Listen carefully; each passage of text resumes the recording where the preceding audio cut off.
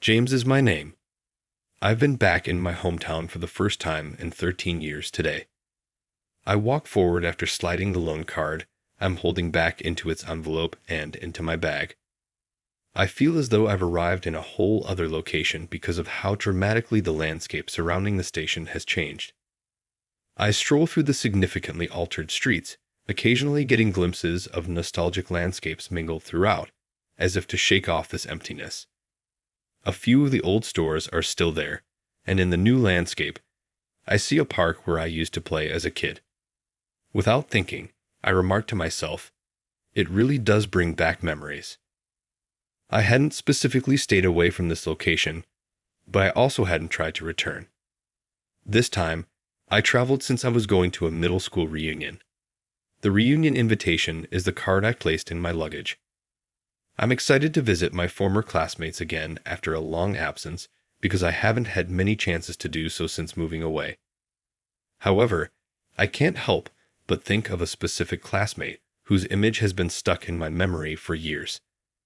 I was very worried by her acts back then, and they still gnaw at my heart. Her name is Emily. She was a classmate in middle school, and back then, she was so prominent that no one in the school didn't know her. The daughter of a well-known local family, she was the heir to a large company her father ran. On top of that, she was perfect in every way. Academics, sports, appearance, you name it. She truly embodied the idea of living in a completely different world to me. She always felt out of reach, almost otherworldly. She was so perfect that I couldn't even see her as being in the same category of human as myself. It was at that time that I vaguely began to realize there are people in this world who are simply chosen. Perhaps because of the vast gulf between us, the feelings I had toward Emily were more like, she has nothing to do with me. Back then, I always found it strange why someone as extraordinary as Emily would attend a run-of-the-mill public school like ours. With her family, intellect, and appearance, it would have been natural for her to attend a prestigious private school for the sake of her future. So why was she at an ordinary school like ours? It was a mystery to me, and it was also a topic of mild curiosity among our classmates. But there was one thing that puzzled me even more. Emily went out of her way to mess with me. And it wasn't in a friendly or affectionate way. It was blatantly hostile. She would always approach me when I was alone, with her calm demeanor and casual tone. Anyone who happened to see us would probably think it was nothing unusual. Some even said they envied me for being close to the most popular girl in school. But what she said to me was harsh, to say the least. Her attitude toward me was consistently condescending, and it always happened when no one else was around. Her words were filled with a mix of outright boasting and cutting remarks aimed at belittling me. There were even moments when her gaze carried an eerie intensity, as if she held some kind of grudge against me. Even though we were in the same class, I never figured out what she was really thinking. My confusion only grew as the year went on. That one year left me with what I can only describe as bitter memories of middle school. Memories that still linger in my heart even now. As an adult, I sometimes find myself thinking back to those days. Of course, I have no way of knowing what Emily was thinking back then. Will she be at the reunion today? Honestly, I still find her difficult to deal with. The thought of seeing her again makes me uneasy, but at the same time, if she were to approach me like she used to, I'd want to know her true intentions. Lost in these thoughts, I finally arrive at the reunion venue.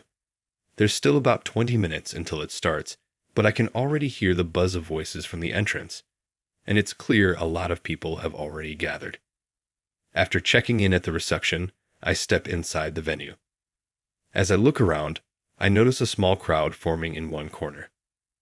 So, you did come after all, I hear. Through the crowd, I caught a glimpse of the person at its center, radiating an aura that could rival any celebrity. That spot seemed to shine brighter than anywhere else. It was Emily. Our first meeting in 13 years. She really does live in a different world. Even among the many elegantly dressed women, she stood out with an unmistakable presence. Every one of her movements was graceful, effortlessly drawing and holding people's attention. Watching her polished gestures, I couldn't help but feel like I was witnessing a scene from a movie or drama. The atmosphere around her felt entirely distinct. Then, Emily turned her gaze toward me. The moment our eyes met, my heartbeat quickened slightly. It wasn't because I was captivated by her beauty. If I had to describe it, it felt more like a frog caught under the glare of a snake. I braced myself, wondering what she might say. With a faint smile, she rose from her seat and walked straight toward me, stopping right in front of me. She spoke in the same tone I remembered from middle school. "Why did you stop coming to school, and why did you suddenly move away?" In that instant, I was certain Emily hadn't changed at all. 13 years is a long time, and circumstances might have shifted. Perhaps she'd have forgotten all about middle school, or maybe, as an adult, she had reflected on her actions back then and felt some remorse. I had vaguely entertained such possibilities. But this encounter with Emily, frozen in time since those days, vividly brought my middle school years rushing back. The bitter memories resurfaced with startling clarity.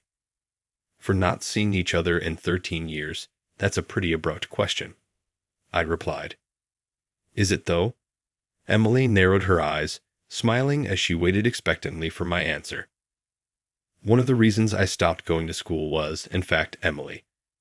My father ran a small, old-fashioned factory in the local shopping district that specialized in producing screws.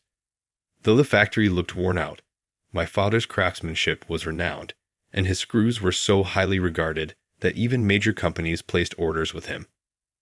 My biological mother had passed away when I was very young, and my father managed the factory alongside his second wife, Anna. Anna was a kind woman who raised me as if I were her own, treating me no differently than the younger brother born after she married my father. Since I had little memory of my biological mother, I believed wholeheartedly that Anna was my real mother. Although we weren't wealthy, we lived a content and happy life as a family. But one day, a Chinese-owned screw factory opened in a neighboring town. Companies that had long done business with my father began switching to the cheaper Chinese screws in an effort to cut costs. Despite my parents' best efforts, they couldn't keep up with the competition, where prices were nearly half of what they charged. Eventually, my father told us, it's becoming too difficult to keep the business going. After that, the factory was shut down. Soon after, our family moved to my father's rural hometown in the countryside. My father's relatives were engaged in farming, and my now unemployed parents began helping with their work. Leaving the town I'd grown up in was sad, but once we moved, I realized that the fresh rural air felt like the best medicine for my then fragile health. When the move was announced, people in town sympathized with us over the factory's closure. So when my father said that the business couldn't survive anymore, I didn't question it. However, the day before we moved, a neighbor told me, "I hope your health gets better soon after the move." Looking back later, I realized the move was because of my illness. Around the second semester of 8th grade, I began falling ill more frequently. Despite having had near-perfect attendance before, I started missing school more often. During that time, visits to the local doctor yielded no answers, and even after switching hospitals and undergoing various tests, nothing abnormal was found. Ultimately, I was diagnosed with a psychosomatic condition. Upon learning this, my parents decided to change my environment entirely, hoping it would help. To ensure I wouldn't feel responsible, they used the factory's financial struggles as the reason for our move. Right after my graduation, we relocated to the countryside. Even as a child, I knew my father's skill as a screw maker was highly regarded. I took pride in his work, and knowing that my condition had forced him to give it up filled me with guilt. Yet, there was also a part of me that felt relief. After the move, my health remained unstable, so I didn't attend high school. Instead, I helped my father with farming on our days off. My younger brother joined us in the fields.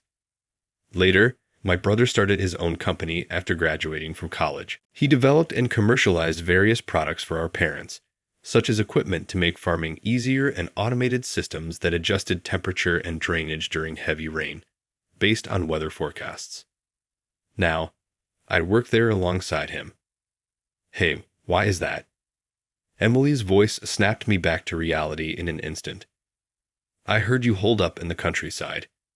What exactly have you been doing? She pressed me with insistent questions, as though she was eagerly anticipating something. I knew that telling her the truth would only result in mockery or amusement. While I could handle being ridiculed personally, I couldn't stomach the idea of her making light of my family's struggles. With that in mind, I withheld the details of my illness and family circumstances and simply said, "A lot happened. I didn't go to high school and just worked." This response seemed to satisfy her. The moment I said it, her eyes lit up. "So, in other words, you ran away from your hometown, and you only have a middle school diploma. If it were me, I'd be too embarrassed to show my face at something like this." Looking around, I noticed that the other classmates had gathered around our former teacher, who had arrived late. Before I realized it, Emily and I were the only ones in this corner of the room. She had always been like this since middle school. She would wait until I was alone and then hurl insults at me. When I was with friends, she would interact with me politely, just like any other classmate. But the moment I was alone when her demeanor changed entirely. That's why no one else, not even the teachers, had ever seen this cruel side of her. To everyone else, she was the perfect model student, someone beyond reproach. Emily hadn't changed at all in the 13 years since middle school. Some things never change. Are you listening, or are you just staying silent because you have nothing to say back? As Emily continued her relentless jabs, I felt a twinge of exhaustion. Just then, some other classmates noticed us and started walking over. "Our teacher is here now. Oh, I should go say hello." Smiling brightly, like a completely different person, Emily joined the others to greet our teacher. Relieved to finally be free, I let out a small sigh. But then Emily abruptly stopped, turned back, and looked at me. "It really was good to see you again," she said. With those cryptic words and a chillingly cold gaze, she finally turned and walked away. I stood there, watching her retreating figure, trying to make sense of her behavior. Why did she harbor such animosity toward me? No matter how hard I tried, I couldn't think of a single reason. "What were you two talking about?" As Emily disappeared, some classmates came over to me, replacing her presence. "What's going on between you and Miss Tokyo University? You two looked very close." They started buzzing about how Emily had been crowned Miss Tokyo University at her university, clearly captivated by the idea. The phrase "beauty and brains" seemed made for someone like Emily. Hearing about her accolades didn't surprise me in the least, but what lingered in my mind wasn't her achievements. It was her cryptic, "I'm glad we could meet again," and that icy smile. While I wrestled with this uneasy feeling, the reunion carried on smoothly. After an exciting round of bingo, Emily approached me again, as if she'd suddenly remembered something. This time, we weren't completely alone. There were people nearby within earshot. She still hurled words at me, though. "Some things about you haven't changed, have they?" If she approached me in front of others, it was usually to humiliate me. I braced myself, wondering what she would do next. She held a piece of paper in her hand. "Hey, can you solve this?" She extended the paper toward me, her tone filled with challenge. "Don't make that scary face. It's just a little quiz," she said. Looking at the paper, I noticed something written in German. I swallowed the urge to say, "Here we go again." Back in middle school, Emily used to bring these kinds of challenges, college-level questions meant to stump me. When I couldn't solve them, she'd take an overbearing attitude, lording it over me. I considered ignoring her, but when I looked at Emily's face, she waved 3 more pieces of paper in front of me. "If you can solve even one of these, I'll do anything you want. Heck, I'll even give myself to you," she said boldly. Her words carried an unspoken implication, not that you'd ever solve them. What kind of satisfaction could she possibly get from flaunting her superiority like this to someone she deemed less educated? I let out an involuntary sigh, which only made her smile more gleefully. "Looks like something fun is happening over here," someone said. Before I realized it, a small group of classmates had gathered around us. If she wanted to humiliate me, she needed an audience. The more people gathered, the harder it became for me to escape. "Is it too hard to even read?" she asked this time, perhaps aware of the onlookers. She sounded less mocking and more genuinely curious. "This doesn't have a correct answer, does it?" I said. "You can read it." The first paper she had given me had the question, "What is the largest organ in the human body?" written in German. The other 3 papers in her hand had the names heart, brain, and liver, each also written in German. The question referred only to internal organs. The answer would be liver. However, since it simply said organ, it was a trick question. The real answer was skin. So I replied that none of the options were correct. Emily froze for a moment, her eyes wide in disbelief. She must have assumed, based on what she'd heard about my lack of formal schooling, that I wouldn't stand a chance of solving the question. "You answered instantly. Did you study German somewhere?" she asked. She must have thought it was just a lucky guess. Once again, a confident smile played on her lips as she questioned me.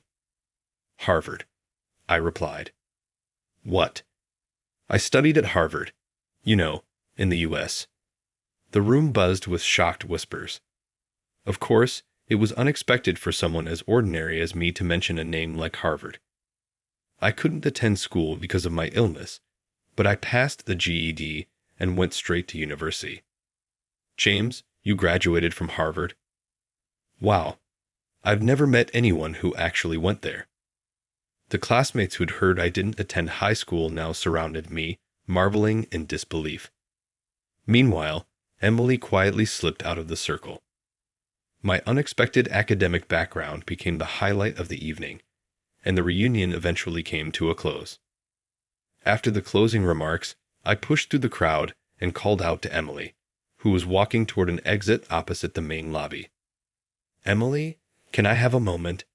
There's something I want to ask you." She stopped, her expression a mix of annoyance and resignation. We ended up alone in the passageway leading to the parking lot. "You said you'd do anything if I solved even one of those questions, didn't you?" "Did I say that?" She feigned ignorance, but I wasn't going to let this chance slip by. When she tried to walk past me, I stepped in front of her, fixing her with a serious gaze. Perhaps resigned to my determination, Emily slowly closed her eyes, then opened them again and said, "Do as you like." She stood there calmly, looking straight at me, waiting to hear what I had to say. "Why did you keep bothering me? Not just today, but back in middle school too." Emily averted her gaze, refusing to answer. If she wasn't going to talk, then I might as well say the things I couldn't back then. With that thought, I began to speak. "Fine, I'll answer the question for you. I couldn't go to school because I got sick. We moved not just because of family circumstances, but also to help me recover. And you, Emily, were one of the reasons I got sick." Even as I said this, Emily listened with a detached, uninterested expression, as if my words were someone else's story entirely. Her indifference irritated me, bringing back vivid memories of the torment I'd endured in middle school. Did she truly not remember what she had done? She was the daughter of a well-known corporate giant, consistently topping her class in academics.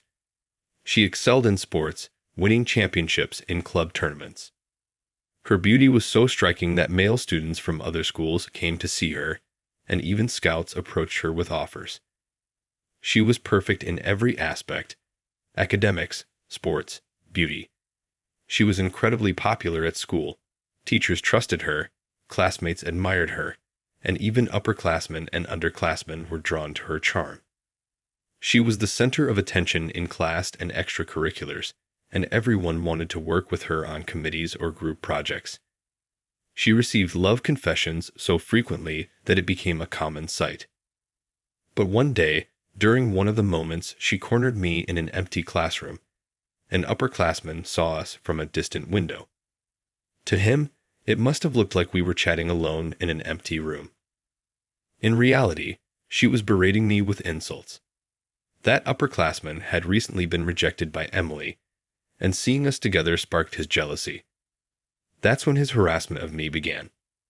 Until he graduated, I endured bullying from him while also dealing with Emily's constant taunts. By the end of my first year of middle school, I was skipping classes more and more. Not everything was your fault, I continued. But thanks to you, my middle school years were filled with pain. Eventually, the stress affected not only my mental health, but also my physical health. You, who had everything, might have seen it as nothing more than a way to pass the time. But have you ever stopped to think about how your actions could affect someone else's life? Affect someone's life? You're so dramatic, Emily responded with a laugh that was more like defiance. Don't you even know what your family did? If we're talking about ruining lives, you shouldn't have existed in the first place. What are you talking about? Why do you hate me so much? Why wouldn't I? Do you even know what your father did? Her sudden mention of my father left me speechless. What does my father have to do with this? Listen carefully, she said, her voice dripping with venom. Your father stole my mother away from me. He seduced my naive mother, convinced her to divorce my father, and then married her. Your family destroyed mine. You must be joking, I said. I can't believe it. My parents have always had a good relationship. Even when the factory struggled, they supported each other and raised me and my brother together. My stepmother, who wasn't related to me by blood, treated me and my brother equally, raising us with kindness. For someone like me, who barely remembered my biological mother, my stepmother was the only mother I truly knew. I cried myself to sleep every night after my mother abandoned me. Then, one day, I saw them, your filthy father and my mother, laughing together in some shabby diner. So that was it. My father's second wife, my stepmother, was Emily's mother. To her, my father was the hated man who had stolen her mother, and to her, I was the detested child who had received the love that should have been hers. It was then that I finally understood. It wasn't just me she hated, my entire family.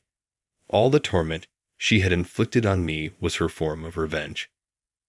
I even went to that ordinary public middle school just to torment you, Emily continued. I thought I wouldn't get the chance to finish my revenge when you moved. But those words from Emily at the reunion, "I'm glad I got to see you again," come to mind. Was that her way of saying, I'm glad I can continue my revenge?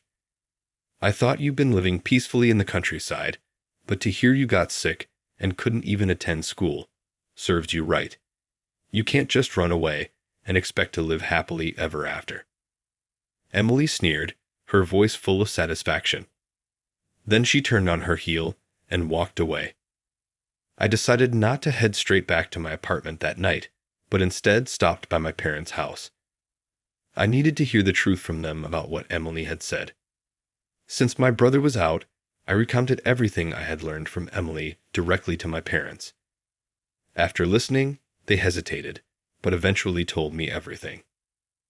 My mother had divorced Emily's father and married my father. It was true. However, the story my mother told was different from what Emily had claimed. If Emily continued to believe her version of the events, her resentment would never be resolved. Even with all the revenge in the world, I realized I had to tell her the truth. I wasn't sure if she would be willing to listen, but I decided to meet her again. Not knowing her contact information, I reached out to one of our classmates from the reunion who helped arrange a meeting. I waited for Emily at a cafe we had agreed on. She arrived precisely on time, sitting down across from me with a curious but wary expression. What do you want? I'm busy, she said curtly. It's about what you told me the other day, I began. As I spoke, she flipped through the menu with disinterest. The moment I said the word mother, Emily glared sharply at me, her eyes full of contempt. That glare alone was enough to say, She's not your mother." I realized then how deeply she resented me for having the mother she believed was taken from her. Quickly, I corrected myself and referred to my mother by name. "Anna married my father because your father kicked her out of the house." "What a convenient lie," she shot back. "Do you expect me to believe that?" I asked firmly. "It's what Anna herself told me," I said, maintaining my composure.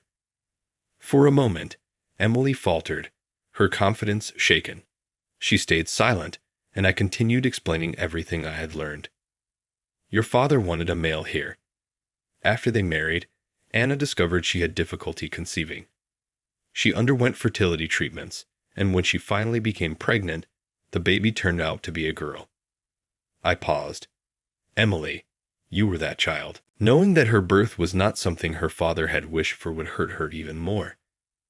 However, I decided to recount the facts as calmly and plainly as I could. "Because the long-awaited child turned out to be a girl, your father became furious and drove your mother out. He never truly loved Anna, so he had no hesitation in unfairly casting her aside. The only reason he kept you with him was for the sake of saving face." "Stop it. You think I didn't already know that?" Emily shot to her feet, her fists clenched tightly, trembling with anger. Her hands shook with suppressed fury, but I pressed on. "Afterward, Anna was left broken, emotionally and physically. That's when she met my father, and they got married. Eventually, they had a son together." Hearing this, Emily looked utterly stunned, shaking her head in disbelief. "That's a lie," she muttered, grabbing her handbag with a sense of urgency. She dashed out of the store, and from behind, she looked different than usual. She had always been the confident, poised girl from a wealthy, accomplished family, naturally at the center of every social circle. But for the first time, I saw her as just another person like me. Perhaps it had been my own bias, and that of those around me, that imposed the idea of her being from a different world or unrelated to someone like me. Emily, who always seemed fortunate and free of worries, had probably faced her own struggles and pain, just like I had. If, back in middle school, I hadn't kept my distance from her as if she were someone special, and had treated her as just a regular girl, maybe I would have understood her feelings earlier. Maybe things could have turned out differently. But what's done is done. It's too late now. A few days later, to my surprise, Emily asked to meet me. She suggested the same cafe where we had met before. Arriving a little early, I found that Emily was already there, waiting. Noticing me, she stood up and bowed deeply. Startled, I glanced around. The cafe was nearly empty, but the staff were watching us, curious about the scene. "What's going on all of a sudden?" I wondered. "I'm truly sorry. I've been awful," Emily said, still bowing. "Wait, first raise your head and have a seat," I said, gesturing for her to sit. Emily straightened up and sat down across from me. "After our last conversation, I decided to look into the truth myself," she began. "I asked our former housekeeper, the driver, and even my father about it, and you were right. My mother was cast out because she couldn't bear an heir. They said there was no need for a wife who couldn't produce a successor." "I see," I replied quietly. "They only kept me around for appearances." Emily continued, "If I hadn't been accomplished in both academics and sports, they were ready to send me to live with another family. To my father, both a wife and children are only valuable if they serve a purpose." "That's unbelievable," I said, anger surging inside me. "He's your father. You're his daughter. To him, I'm a decoration, a beauty with brains to promote his image. If he ever remarries and doesn't have an heir, he plans to marry me off to an accomplished man to secure the family legacy." I felt a surge of anger surpassing my shock. What kind of person treats family like that? Learning the truth about my father made it easy to decide, Emily continued. "I'm leaving home. I've quit my job at his company and decided to live on my own. That's why I wanted to meet you, before disappearing from your life. I needed to apologize properly. Emily looked like a weight had been lifted from her shoulders. After finishing her story, she bowed once more and began to leave. "Wait a second," I said, before I could think it through. "If you really feel sorry, then help me out with something." I was shocked by my own words, asking for help from someone who had harassed me so much in the past. On top of that, I had practically threatened her with, "if you really feel bad about it." But that was how much I couldn't just leave Emily as she was. Emily, hearing my proposal, looked even more astonished than I felt. "My brother and I are working at a startup he founded, but we're short-staffed for a new project. We need someone who's skilled with languages. Would you consider working with us?" Emily's eyes widened in disbelief. Even I wasn't sure I could fully forgive her for what she'd done, but she was also a victim. She had lost her mother and been manipulated by her father without ever realizing his true nature. "I can't promise I'll forgive you right away, but kids don't get to choose their parents. I can't hold you entirely responsible for everything. Besides, you still owe me a favor from that quiz game, right?" No one could truly understand Emily's struggles except for her, but it was clear she had faced pain and hardship, and most likely, no one had ever truly acknowledged it. Without saying a word, she broke down into tears right then and there. My words seemed to have reached her, and eventually, she agreed to work with us at my brother's company. We arranged for a formal interview with my brother, who was also the CEO. Though it was more of a formality when the day came, Emily arrived at the office looking visibly nervous. In stark contrast, my brother had been excited for days at the prospect of meeting her. "Excuse me," the moment Emily stepped into the conference room where we were waiting, my brother rushed over, grabbed her hand, and gave her a firm handshake. "I've been looking forward to meeting you. I'm Lucas, James's younger brother. It's a pleasure to have you on board." Emily was initially bewildered by the sudden warm welcome, but her nervous expression soon softened into a relaxed smile. I'm happy to have a younger brother too," she said. Watching how quickly the two of them bonded, I couldn't help but feel a little envious. Although Emily didn't know much about farming, her exceptional skills in overseas negotiations and procurement were immediately apparent. As expected from a Stanford University graduate, her quick thinking and fluency in languages were truly impressive. Thanks to our efforts, our expansion into new markets went smoothly, and the company's performance skyrocketed. Meanwhile, her father's company began to decline. According to people in the industry, Emily's departure was the main reason. As the daughter of the CEO, Emily had been entrusted with significant authority, coordinating various departments and ensuring smooth operations. Without her, the company's chain of command fell apart, and internal factions began to split, leading to near collapse. Her father, who had only ever desired a male heir, never bothered to acknowledge his daughter's capabilities. Now desperate to bring her back, he realized far too late that it was Emily who had been holding the company together. Emily, however, blocked all contact from him and refused to engage. If only her father had treated her with respect and acknowledged her as his daughter, he might have recognized her abilities much earlier. Since Emily started working with us, my mother had been asking about her more and more. I could tell my mother wanted to meet her, though I'd planned to introduce them someday. The opportunity came sooner than I expected. Our company hosts an annual barbecue event where employees can bring their families. My brother and I decided to bring our mother along, and there we introduced her to Emily. Sensing the need to give them some privacy, we stepped aside. Though we couldn't resist sneaking a glance at them, we couldn't hear what they were saying. The two of them embraced, tears streaming down their faces as they celebrated their reunion. Looking closely, it was clear they were mother and daughter. Even their tearful expressions were strikingly similar. After that day, Emily started occasionally coming to our family's house.